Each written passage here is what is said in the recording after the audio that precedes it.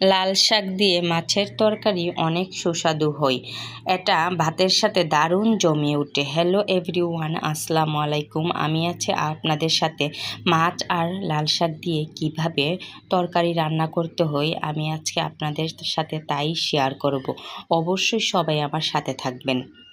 আমি সবগুলো উপকরণ দিয়ে দিয়েছি, যেমন হলুদ, ধনিয়ার গুঁড়া, মরিচের গুঁড়া, লবণ সবগুলা দিয়ে ভালো করে কষিয়ে নিতে হবে। তারপরে দিয়ে দিতে হবে মাছটা ভালো করে কষাতে হবে। কষিয়ে তারপরে দিয়ে দিতে হবে লাল শাক।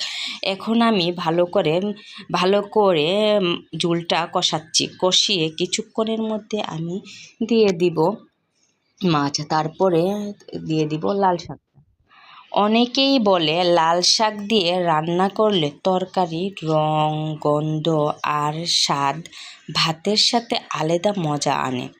বিশেষ করে দেশি ছোটো মাছ যেমন ট্যাংরা, শিং, মাগুর, কই বা পুঁটি দিয়ে হলেও আরও বেশি সুস্বাদু হয়। তবে আমি আজকে মাগুর মাছ দিয়ে লাল শাক রান্না করছি। আমি মাছটা ভালো করে কষিয়ে নিয়ে তারপরে আমি দিয়ে দিব, কিছুক্ষণ পরে লাল শাকটা দিয়ে দিব। লাল শাকটা খেতে অনেক অনেক অনেক ভালো লাগে। যারা লাল শাক পছন্দ করে তারা তো অবশ্যই জানে লাল শাক যে কতটা ফেভারিট অনেকেরই।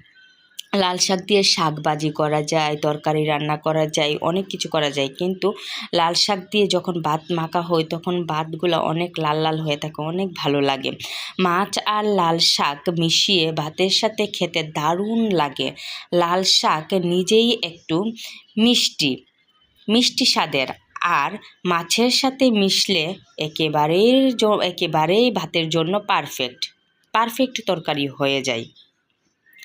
লাল শাক আমাদের অনেক অনেক পুষ্টিকর খাবার। লাল শাক খেলে আমরা অনেক পুষ্টি পাই, তাই আমরা বেশি বেশি লাল শাক খাবো। হ্যালো এভরিওয়ান, আমার লাল শাকটা হয়ে গেছে, তরকারি হয়ে গেছে। এখন যারা এখনও এভাবে ট্রাই করেননি অবশ্যই আমার মতো ট্রাই করে দিবেন। দেখতে যেমন সুস্বাদু, খেতেও অনেক সুস্বাদু। তো আমরা এভাবে অবশ্যই ট্রাই করব। যারা আমার ভিডিওটা দেখেছেন সবাইকে থ্যাংক ইউ।